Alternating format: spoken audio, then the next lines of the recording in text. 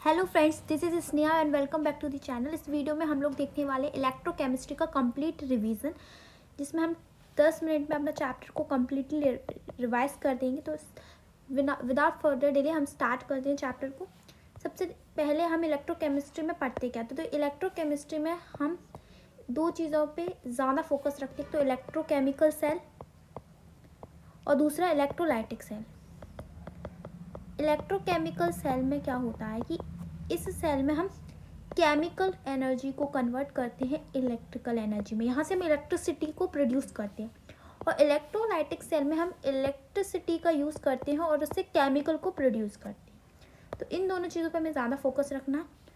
उससे पहले हमें कुछ चीज़ों को पता होना चाहिए, जैसे मेटेलिक कंडक्टेंस क्या होता है। मेटेलिक कंडक्टेंस जो होता है वो मेटल और एलॉयज़ की वजह से आता है और इसमें इलेक्ट्रॉन फ्लो करते हैं। और मेटेलिक कंडक्टेंस इन्वर्सली प्रोपोर्शनल होता है टेम्परेचर पर। अगर टेम्परेचर को बढ़ाएंगे तो मेटेलिक कंडक्टेंस कम होगा और टेम्परेचर को कम करेंगे तो मेटेलिक कंडक्टेंस ज़्यादा होगा। सेकंड होता है इलेक्ट्रोलाइटिक कंडक्टेंस। इलेक्ट्रोलाइटिक कंडक्टेंस जो होता है एसिड, बेसिस और सॉल्ट्स की वजह से आता है। ये आयंस के फ्लो की वजह से आता है। अगर टेम्परेचर को बढ़ा रहे हैं तो इलेक्ट्रोलाइटिक कंडक्टेंस भी बढ़ेगा, यानी कि डायरेक्टली प्रोपोर्शनल होता है। फिर उसके बाद हमें पता होना चाहिए रेजिस्टेंस क्या होता है। रेजिस्टेंस होता है कि इलेक्ट्रिक करंट में रुकावट आना, उसको रेजिस्टेंस बोलते हैं। रेजिस्टेंस डायरेक्टली प्रोपोर्शनल होता है लेंथ की, इन्वर्सली प्रोपोर्शनल होता है एरिया के। तो रेजिस्टेंस का फॉर्मूला आता है R=ρL/A, जिसमें रो होता है रेजिस्टिविटी। यूनिट रेजिस्टेंस की होती है ओम। अगर रेजिस्टेंस का इन्वर्स देखें तो वो होता है कंडक्टेंस। इसको आगे बढ़ेंगे। रेजिस्टिविटी रो का फॉर्मूला हो जाएगा RA/L। इसकी यूनिट होती है ओम सेंटीमीटर। कंडक्टेंस जो होता है वो रेजिस्टेंस का इन्वर्स होता है, जिसका फॉर्मूला होता है 1/ρA/L, या 1/ρ को रेजिस्टिविटी का इन्वर्स होता है, उसको बोलते हैं कंडक्टिविटी, κA/L। इसकी यूनिट होती है ओम इन्वर्स। फिर हमारा इम्पॉर्टेंट है कंडक्टिविटी। कंडक्टिविटी जो है वो रेजिस्टिविटी की इन्वर्स होती है, जिसका फॉर्मूला होता है κ=GL/A। इसकी यूनिट होती है ओम इन्वर्स, सेंटीमीटर इन्वर्स या साइमन सेंटीमीटर। सेल कांस्टेंट क्या होता है। किसी सेल में जो सेल कांस्टेंट होता है, किसी सेल का सेल कांस्टेंट जो होता है वो सेम होता है, उसको इसलिए उसको सेल कांस्टेंट बोलते हैं। अब सेल कांस्टेंट होता क्या, तो वो लेंथ अपॉन एरिया होता है।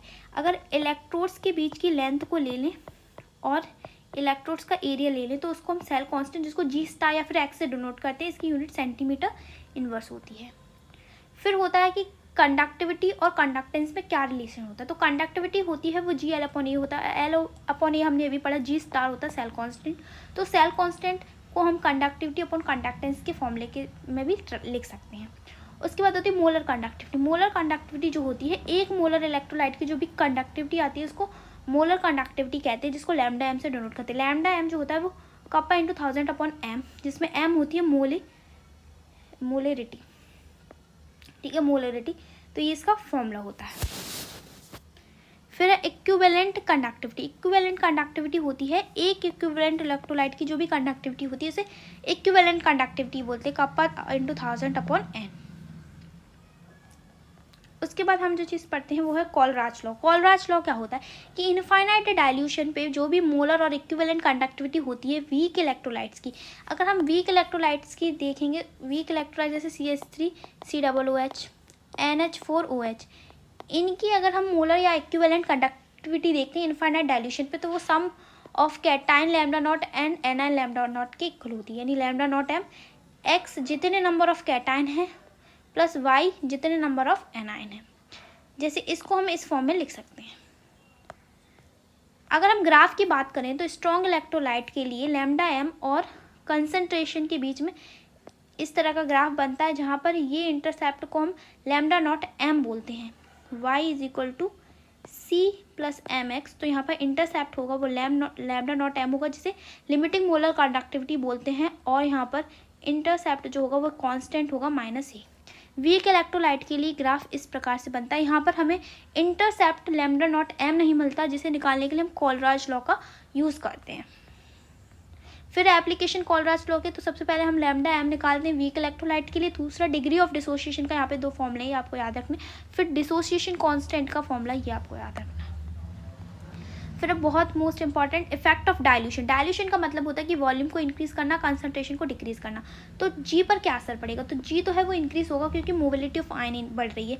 कंडक्टिविटी के जो है वो डिक्रीज होगी क्योंकि number of ions per unit volume decrease हो रहा है। और मोलर कंडक्टिविटी इंक्रीज होती है दोनों ही केस में अगर स्ट्रॉन्ग या वीक इलेक्ट्रोलाइट ले रहे हैं क्योंकि मोबिलिटी ऑफ आयन्स इंक्रीज हो रही है। फिर इलेक्ट्रोलाइटिक सेल। इलेक्ट्रोलाइटिक सेल क्या करता है कि इसमें एक ही कंटेनर होता है, ये इलेक्ट्रिकल एनर्जी को केमिकल एनर्जी में कन्वर्ट करता है।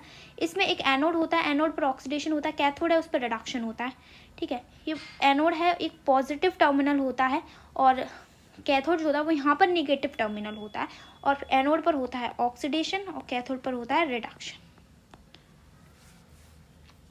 फिर यहाँ पर हम देखेंगे फैराडे लॉ। फैराडे का फर्स्ट लॉ क्या कहता है कि amount of production is directly proportional to the charge. ठीक है, जब हम इलेक्ट्रिसिटी दे रहे हैं तो कितना केमिकल प्रोड्यूस हो रहा है वो डायरेक्टली प्रोपोर्शनल होता है जितना हम चार्ज दे रहे हैं।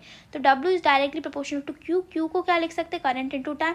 यहाँ पर प्रोपोर्शनलिटी साइन हटेगा तो Z आएगा, कांस्टेंट इलेक्ट्रोकेमिकल इक्विवेलेंट कांस्टेंट को कहते हैं, जिसका फॉर्मूला होता है molecular mass upon n factor. n factor जो होता है वो चार्ज होता है। और फैराडे कांस्टेंट जिसकी वैल्यू हम 96500 कूलम लेते हैं। फैराडे का दूसरा लॉ कहता है कि अगर हमने दो इलेक्ट्रोलाइटिक सेल को सीरीज में लगाया और हम सेम करंट दे रहे हैं सेम टाइम के लिए, तो क्या होता है कि दोनों पर जो वेट प्रोड्यूस्ड होगा वो उनके इलेक्ट्रोकेमिकल इक्विवेलेंट के रेशियोज के इक्वल होगा, यानी W1/W2 जो होगा वो Z1/Z2 के इक्वल होगा। नेक्स्ट है इलेक्ट्रोलाइसिस। अगर हम इलेक्ट्रोलाइसिस कर रहे हैं मोल्टन NaCl का, ठीक है, मोल्टन NaCl का, तो यहाँ पर हमें Na पॉजिटिव और Cl नेगेटिव मिलेगा। Na पॉजिटिव कैटायन है जो नेगेटिव टर्मिनल कैथोड पर जाएगा और क्लोरीन जो है वो एनोड पर जाएगा। तो यहाँ से हमें कैथोड पर Na सोडियम मेटल मिलेगा और एनोड पर हमें क्लोरीन गैस मिलेगी। रिडक्शन का मतलब होता है गेन ऑफ इलेक्ट्रॉन और ऑक्सीडेशन का मतलब होता है लॉस ऑफ इलेक्ट्रॉन। दूसरा, अगर एक्वस NaCl का करार है तो हमें 4 यहाँ पर मिलेंगे, 2 कैटायन मिलेंगे Na पॉजिटिव और H पॉजिटिव और 2 एनायन मिलेंगे क्लोरीन और OH नेगेटिव।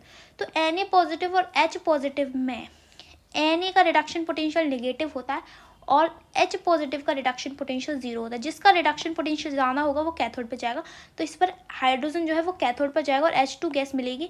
और क्लोरीन और O में से हमेशा क्लोरीन जीतता है, तो इसीलिए क्लोरीन हमें एनोड पे मिलेगा और सॉल्यूशन में हमें NaOH मिलेगा। अगर हम कॉपर सल्फेट की प्लेटिनियम इलेक्ट्रोलाइट्स की मदद से कर रहे हैं तो यहाँ से हमें फिर से 4 जो है आयंस मिलेंगे, कॉपर 2 पॉजिटिव H पॉजिटिव। अब कॉपर 2 पॉजिटिव को पॉजिटिव रिडक्शन पोटेंशियल है, H पॉजिटिव का 0, तो कॉपर जो है वो जाएगा कैथोड पर। यहाँ से कॉपर मिलेगा कैथोड पर। एनोड पर हमें SO4 और OH में से OH जीतेगा, तो यहाँ से ऑक्सीजन मिलेगा और सॉल्यूशन में H2SO4 मिलेगा। फिर यूजिंग, अगर हम copper sulphate aqueous copper sulphate का यूजिंग कॉपर इलेक्ट्रोड्स की मदद से कर रहे हैं तो यहाँ पर हमें कैथोड पर तो फिर से कॉपर मिलेगा क्योंकि कॉपर इसका पॉजिटिव रिडक्शन पोटेंशियल है, इसका 0 है। लेकिन एनोड पर हमें इस बार कॉपर 2+ मिलेगा क्योंकि यहाँ पर कॉपर इलेक्ट्रोड का हमने यूज़ किया है। Z इलेक्ट्रोकेमिकल इक्विवेलेंट जो होता है वो क्या, जैसे W = Z/IT होता है, तो Z क्या होता है W/I/T। तो इसकी यूनिट जो होती है वो या ग्राम से कूलम इनवर्स या फिर kg कूलम इनवर्स हम लिख सकते हैं। इलेक्ट्रोकेमिकल सेल में क्या होता है कि केमिकल एनर्जी कन्वर्ट होती है इलेक्ट्रिकल एनर्जी। यहाँ पर 2 कंटेनर होते हैं। यहाँ पर जो एनोड होता है वो नेगेटिव टर्मिनल होता है और कैथोड इस बार पॉजिटिव टर्मिनल होता है। और कैथोड पर होता है रिडक्शन माने गेन ऑफ इलेक्ट्रॉन, और एनोड पर होता है ऑक्सीडेशन माने लॉस ऑफ इलेक्ट्रॉन। और यहाँ पर लगा होता है सॉल्ट ब्रिज। सॉल्ट ब्रिज जो है वो KCl प्लस अगर से मिलके बना होता है। जैसे एनोड पर क्या होता है कि जिंक जो है वो जिंक 2+ बन रहा है, यानी जिंक ने क्या किया, अपने इलेक्ट्रॉन को लॉस कर दिया, तो यहाँ एनोड पर जो है ऑक्सीडेशन हो गया। और कैथोड में कॉपर 2+ ने 2 इलेक्ट्रॉन का गेन किया, यहाँ पर रिडक्शन हो गया, वो कॉपर, इसको बोलते हैं एनोडिक हाफ सेल रिएक्शन, इसको बोलते हैं cathodic half cell reaction. Overall reaction ये होती है। अगर हमें E0 सेल निकालना है तो जिसको हम स्टैंडर्ड रिडक्शन पोटेंशियल या फिर स्टैंडर्ड इलेक्ट्रॉन पोटेंशियल बोलते हैं, जो इक्वल होता है E0 cathode minus E0 anode की। तो E0 सेल हो जाएगा E0 copper minus E0 zinc, क्योंकि कॉपर पे हो रहा है रिडक्शन, कॉपर बना रहा है कैथोड, और जिंक पर हो रहा है ऑक्सीडेशन, और कॉपर इस पर हो रहा है ऑक्सीडेशन, तो ये एनोड बना रहा है। फिर नेक्स्ट चीज़ है कि रिप्रेजेंट कैसे करते हैं इलेक्ट्रोकेमिकल सेल के लिए। तो सबसे पहले एनोड लिखते हैं, फिर सॉल्ट ब्रिज लिखते हैं, फिर कैथोड लिखते हैं। जैसे जिंक पर ऑक्सीडेशन हो रहा था तो जिंक यहाँ पर एनोड बनाएगा, कॉपर पर जो है वो रिडक्शन हो रहा था तो कॉपर यहाँ पर कैथोड बनाएगा, और यहाँ पर इस साइड से हम सॉल्ट ब्रिज को रिप्रेजेंट करते हैं। फंक्शन क्या होता है सॉल्ट ब्रिज का, तो सॉल्ट ब्रिज जो होता है वो कंप्लीट करता है सेल सर्किट को और इलेक्ट्रिकल न्यूट्रलिटी को भी मेंटेन करता है। फिर स्टैंडर्ड हाइड्रोजन इलेक्ट्रोड क्या होता है, ये एक रेफरेंस होता है जिससे हम अदर इलेक्ट्रोड के ई नॉट को निकालते हैं। जो स्टैंडर्ड हाइड्रोजन इलेक्ट्रोड होता है इसका ई नॉट जो होता है वो 0 होता है। उसके बाद नर्नस्ट इक्वेशन का फॉर्मूला याद रखना है, यहाँ से हम न्यूमेरिकल सॉल्व करते हैं। इसको बोलते हैं प्रोडक्ट का कंसंट्रेशन, इसको बोलते हैं रिएक्टेंट का कंसंट्रेशन, इसको बोलते हैं नंबर ऑफ इलेक्ट्रॉन, इसको बोलते हैं ईएमएफ, और ये ई नॉट होता है, ई not standard electrode potential.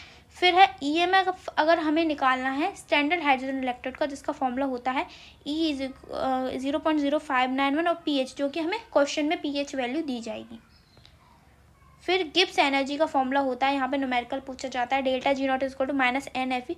F जो होता है वो फेराडे कांस्टेंट होता है, एन जो होता है नंबर ऑफ इलेक्ट्रॉन होता है, और ई नॉट जो होता है वो स्टैंडर्ड इलेक्ट्रोड पोटेंशियल होता है। उसके बाद इक्विलिब्रियम कांस्टेंट जो होता है वो होता है log K C is equal to N E not upon 0.0591। ये आपको फॉर्मूला याद रखना। फिर दो सेल्स की बात करते हैं। कमर्शियल सेल दो प्रकार के होते हैं, प्राइमरी सेकेंडरी। प्राइमरी जो होते हैं वो कुछ टाइम के बाद ख़राब हो जाते हैं, इनका फर्दर यूज़ नहीं करते। सेकेंडरी सेल जो होते हैं वो चार्जेबल होते हैं। प्राइमरी सेल में हम ड्राई सेल और मरकरी सेल को देखेंगे, और सेकेंडरी सेल में लीड स्टोरेज बैटरी और निकल कैडमियम सेल को बोलेंगे। फ्यूल सेल जो होता है वो अपोलो 11 में यूज़ किया गया था।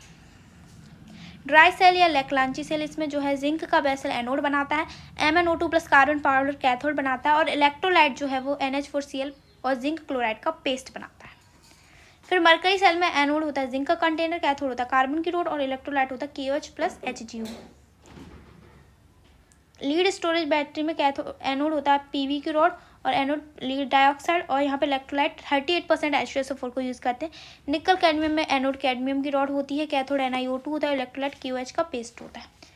एंड लास्ट है फ्यूल सेल। फ्यूल सेल में यहाँ पर H2 जो होता है वो एनोड होता है और O2 जो होता है कैथोड होता है। ओवरऑल रिएक्शन ये होती है। तो यहाँ से हमारा जो चैप्टर है वो कंप्लीट होता है। आई होप आप लोग को चैप्टर्स यहाँ से आप सारे इंपॉर्टेंट फॉर्मूले लिख लीजिएगा, क्योंकि इस चैप्टर से आपके न्यूमेरिकल पूछे जाते हैं।